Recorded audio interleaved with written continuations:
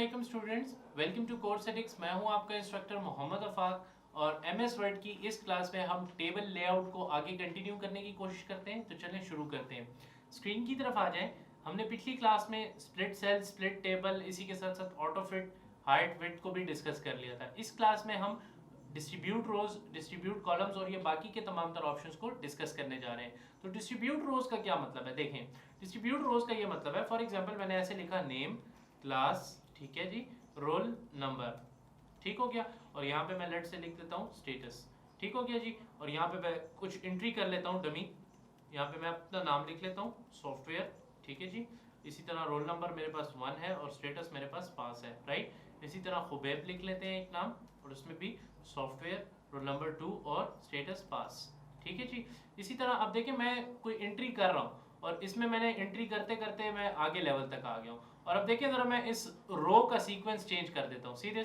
मैं इनमें स्पेसिंग्स जो है वो खराब कर देता हूँ आपको जस्ट समझाने के लिए। देखें अब इसमें स्पेसिंग, अब आप ये नहीं कह सकते कि इसमें जो स्पेस है वो इवनली डिस्ट्रीब्यूटेड है। मतलब क्या कि तमाम तर रोज का जो स्पेस है वो इक्वल नहीं है। तो अगर आप इसको सिलेक्ट कर लें इस तरीके से और यहाँ से डिस्ट्रीब्यूट रोज पे क्लिक कर दें तो देखिए तमाम तर जो स्पेस है वो तमाम तर रोज के अंदर इक्वली डिवाइड कर दिया गया है, ठीक है। ये काम आपका क्या करता है, ये आपका डिस्ट्रीब्यूट रोज करता है। सिमिलरली अगर मैं इसी तरह कॉलम्स को चेंज कर दूं, इसको देखिए छोटा कर दिया, इसको बहुत मजीद बड़ा कर दिया, ठीक है, इसको और जरा बड़ा कर दिया, इसको जो है वो मजीद छोटा कर दिया।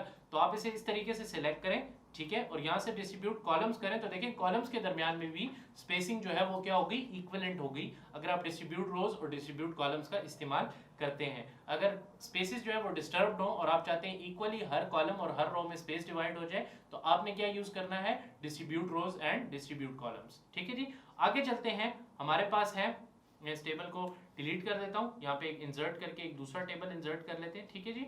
और यहाँ पे देखिए मैं कुछ टेक्स्ट लिखता हूँ, नेम, ठीक है। और अब देखिए यहाँ पे अलाइनमेंट्स है, अगर मैं इसको ऐसे करता हूँ सेंटर में आ जाएगा, यहाँ पे आ जाएगा, मतलब टॉप लेफ्ट, टॉप राइट और सेंटर पे आ जाएगा। लेकिन अगर मैं यहाँ क्लिक करता हूँ तो देखें फिर से वही हो रहा है।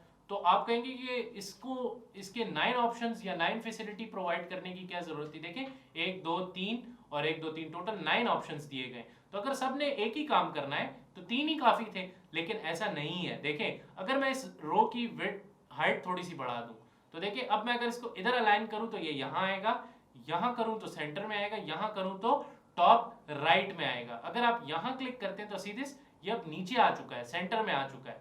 तो ये आपके पास मुख्तलिफ अलाइनमेंट्स है, यहाँ से आप अपने अलाइनमेंट सेट कर सकते हैं। जिस तरीके से भी आप टेक्स्ट को अगर अलाइनमेंट देना चाहते हैं you can easily do it, right. इसी तरह टेक्स्ट डायरेक्शन, अगर आप टेक्स्ट की डायरेक्शन को चेंज करना चाहते हैं आप इजीली यहाँ से भी कर सकते हैं, ठीक है जनाब। अच्छा, उसके बाद है सेल मार्जिन। देखिए इस सेल में अगर मैं आपको यहाँ पे बताऊं कि मैं यहाँ पे अगर देखें अपना कोई टेक्स्ट लिखता हूँ तो ये नेम मैंने लिखा है, तो यहाँ पे आपको थोड़ा सा गैप नजर आ रहा होगा। अगर आप इस सेल मार्जिन में आके इन सब चीजों को जीरो कर दें सीधे, अगर मैं इसको भी जीरो कर दूं, ठीक है जी, और इसको भी जीरो कर दूं तो देखिए आपको वो अब गैप नजर आना खत्म हो जाएगा। अब देखिए वो बिल्कुल उस बॉर्डर के साथ एडजेसेंट आ रहा है, ठीक है। तो अगर आप मार्जिन चाहते हैं कि इधर से स्पेस आपको मिल जाए थोड़ा सा, या लेफ्ट से या टॉप से या बॉटम से, तो आप इजीली यहाँ से ये चीज कर सकते हैं, ठीक है जी। उसके बाद सॉर्टिंग है। सॉर्टिंग हम ऑलरेडी पढ़ चुके हैं कि अगर आपके पास एक टेबल और उसमें आप सॉर्टिंग करना चाहते हो किस तरीके से करेंगे, ये वही एज इट इज हमने जो पहले क्लासेस में पढ़ा था सॉर्टिंग की, ये वही चीज है। इसके बाद हमारे पास है रिपीट हेडर रोज, और ये एक इंतहाई इंपॉर्टेंट ऑप्शन है।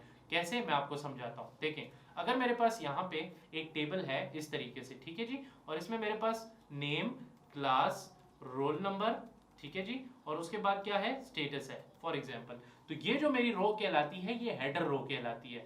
ये क्या कहलाती है, ये हेडर रो कहलाती है। और इसको मैं एक अच्छा सा शेड भी दे देता हूँ यहाँ पे ताकि जरा चीजें क्लियर रहें, ठीक है जी। इसको मैंने ऐसे ब्लू कलर का शेड दे दिया। अब मैं इस रो को सिलेक्ट करता हूँ, ठीक है जी, और यहां से मैं इसको करता हूँ रिपीट हेडर रो। इससे क्या होगा, देखें अगर नॉर्मली मैं ऐसे नीचे आता हूं तो देखिए मैं जब जाता जा रहा हूं, एंट्री करता जा रहा हूं, करता जा रहा हूं, करता जा रहा हूं, और लेट से मेरी एंट्री जो है वो दूसरे पेज पे आ गई है, ठीक है जनाब। देखिए दूसरे पेज पे आ गई, तो अब दूसरे पेज पे आप देखिए जरा कि आपको दूसरे पेज पे कोई हेडिंग नजर नहीं आ रही, ठीक है, हालांकि ये चीज यहां भी आनी चाहिए। तो अगर आप ऐसा चाहते हैं तो आपको क्या करना है, मैं अभी आपको बताता हूं।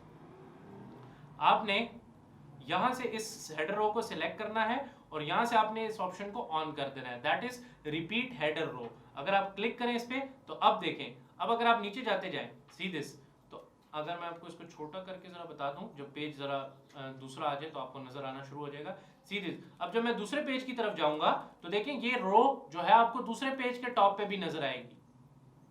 सी दिस, आप जरा मैं देख लूं, आप देख लें, पहले ये चीज विजिबल नहीं थी आपको, लेकिन अब आप देखें जब आपने रिपीट हेडर रो का ऑप्शन ऑन किया तो ये चीज आपको यहां पे भी विजिबल हो रही है, राइट। तो ये थी एक जबरदस्त किस्म की फंक्शनैलिटी ऑफ रिपीटेड हेडर रोज, ठीक है। इसी तरह अगर आपके पास ये टेबल है, आप इसे एक नॉर्मल टेक्स्ट में कन्वर्ट करना चाहते हैं तो आप क्या करें, मैं इस टेबल को डिलीट कर देता हूं जी, रिमूव करता जाता हूं थोड़ा बहुत, ठीक है जी।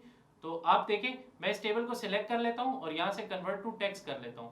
आप करें सिंपल इसको कन्वर्ट टू टेक्स्ट और ओके करें तो देखेंगे एक नॉर्मल टेक्स्ट में कन्वर्ट हो चुका है। पहले ये एक टेबल में था, अब ये किस में कन्वर्ट हो चुका है, एक नॉर्मल टेक्स्ट में कन्वर्ट हो चुका है, right. I hope so you all got it. इसी तरह अगर हम इधर एंट्री भी कर लें कि अली, ठीक है जी, उसके बाद हम ले लेते हैं क्लास सॉफ्टवेयर, इसको यहाँ लिख लेते हैं अली, उसके बाद हम लिख लेते हैं सॉफ्टवेयर, ठीक है जी, और उसके बाद रोल नंबर ले लेते हैं उसका 1, ठीक है। और इसी तरह हम नीचे आ जाते हैं, यहाँ पे स्टेटस भी लिख लेते हैं, ठीक है। स्टेटस उसका क्या है जनाब, स्टेटस पास लिख लेते हैं यहाँ पे, ठीक हो गया जी। यहाँ पे मैं देख देता हूँ Khubaib, class software, right, roll number 2 और स्टेटस इसका पास रख लेते हैं, ठीक है। अगर आप इसे सिलेक्ट करें, ठीक है, और यहाँ से लेआउट में और यहाँ से कन्वर्ट टू टेक्स्ट कर लें और ओके कर दें तो सीधे ये आपके पास एक ऑर्गेनाइज फॉर्म में, जिस तरीके से आप अक्सर ड्रॉ करते हैं कि आपको टेबल ना मिले और इस तरीके से कॉलम वाइज और रो वाइज आपका रिकॉर्ड सेट हो जाए, तो वो भी आप इसके जरिए कर सकते हैं, राइट। तो ये था हमारा टेबल लेआउट, काफी डिटेल में हमने डिस्कस कर लिया है। देखें लेआउट में है तो आपने देखें कि हमने इन तमाम तरह ऑप्शंस को डिटेल में डिस्कस किया कि किस तरीके से काम करते हैं, किस तरीके से इनकी फंक्शनैलिटी है, राइट। नेक्स्ट क्लास में इंशाल्लाह हम पिक्चर को डिटेल में डिस्कस करेंगे। आई होप सो आपको ये टेबल की तमाम तरह क्लासेस क्लियर हो गई होंगी और आपका कॉन्सेप्ट टेबल के मुतालिक बिल्कुल क्लियर हो चुका होगा। इंशाल्लाह नेक्स्ट क्लास में पिक्चर को स्टार्ट करेंगे, तब तक के लिए स्टे ट्यून्ड, अल्लाह हाफिज।